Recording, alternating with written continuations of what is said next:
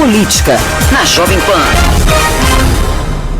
E política é ele, o Piara Bosque, que comenta, atualiza, nos informa todos os dias como está o cenário em Santa Catarina, o cenário em todo o Brasil também. Já vamos acionar então, de forma remota, o Piara Bosque, nosso comentarista. O Piara, bom dia, boa quinta, bem-vindo. Boa quinta, Marcos, boa quinta, Fernando, bom dia a todos os ouvintes da Jovem Pan Joinville. Muito bem. Vamos falar de Santa Catarina primeiramente, o Piara, com uma forte possibilidade de se eleger. Jorginho Melo pode se dar o luxo, né, até de refutar o apoio de quem ele acha que não vai agregar ou se aproveitar até da onda 22, enfim, e pensar que todo o apoio é importante para dar mais força. Até porque não se tem garantia, né, que eleitores dos derrotados irão migrar em massa para o PL, para o Jorginho Melo nesse momento. Qual é a tua análise, a tua leitura sobre esse pensamento, essa disposição de Jorginho Melo, candidato a governador em Santa Catarina, nesse segundo turno? Bom, acho que são duas coisas que se separam, né? Primeiro, provavelmente para vencer a eleição ele não precisa do apoio dos partidos. E ontem o MDB declarou apoio em nota, depois de uma reunião que tinha lá alguns vencedores da eleição, alguns derrotados, mas o MDB, assinada pelo Celso Maulano, foi candidato a senador e ficou em sexto lugar, né? E o Progressistas declarou apoio, e esse apoio o Jorginho Melo foi receber pessoalmente, né? O Progressistas, que é um partido que está na chapa do presidente Jair Bolsonaro.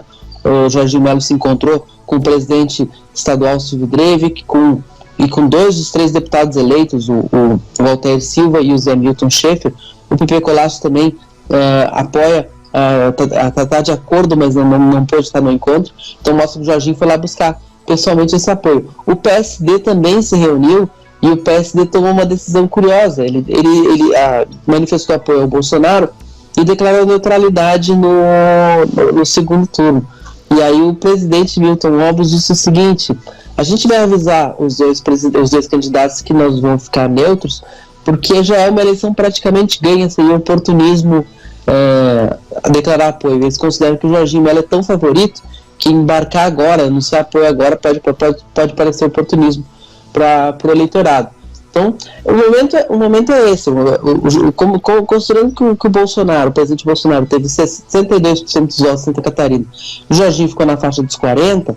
Então, só nos votos que o presidente Bolsonaro teve aqui em Santa Catarina, a margem de crescimento do Jorginho já é suficiente. É difícil imaginar que alguém que vota Bolsonaro vai votar no Décio Lima para governador. Então, a equação eleitoral está razoavelmente encaixada. E essas lideranças, elas observam que, como a maioria do eleitorado aqui em Santa Catarina é bolsonarista, qualquer outra posição iria ser contra o eleitorado. E aí o que acontece? O eleitorado não vai mudar de posição porque o MDB, porque o PSD, porque o PP tem uma posição diferente. Então, tu sinalizar qualquer outra coisa, tu acaba sendo desautorizado pelos próprios eleitores. É uma posição desconfortável.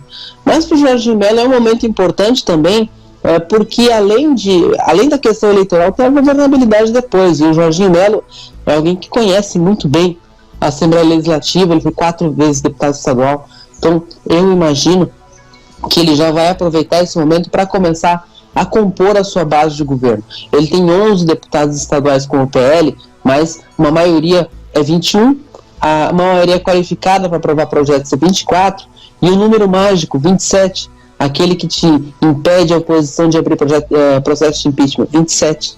Esse número está longe ainda, então ele vai compondo. Se o MDB estiver na base, já são mais 6, se o Progressista já são mais 3, e assim vai somando. Ficou uma base muito fragmentada, mas a maior parte é direita. Então acredito que esse é o momento em que se olha para as duas coisas. A questão eleitoral, o voto deve ser garantido por colar a votação de Jair Bolsonaro, mas a governabilidade pode ser o momento de aceitar algumas alianças.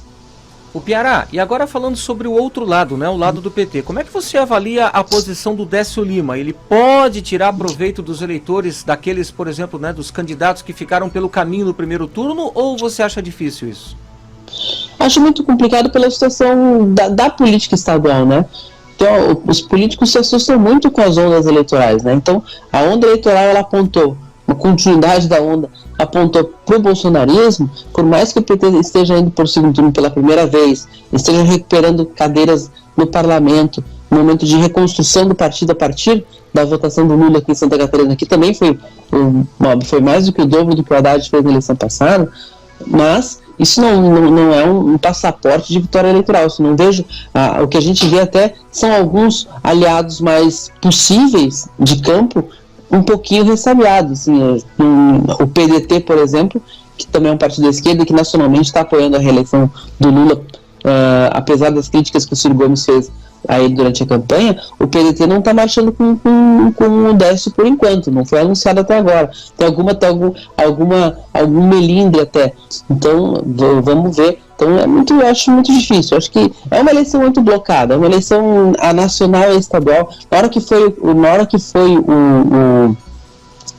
o 22 e o 13 para o segundo turno, a eleição virou um bloco nacional. Então não tem muita margem, assim. Se tivesse ido o Moisés para o segundo turno, talvez a gente estivesse vendo agora uma briga pelo apoio, quem consegue o apoio de quem. E aí ia ser disputado, tal, são dois partidos da base do Bolsonaro. Mas, do jeito que ficou, não tem nem muita margem para aliança. Vamos esperar. Amanhã começa o horário eleitoral no rádio e na TV, neste segundo turno, e a gente espera também amanhã, sexta-feira, aqui ao vivo no Jornal da Manhã. Obrigado, Piara. Boa quinta. Até amanhã. Até amanhã. Um abraço.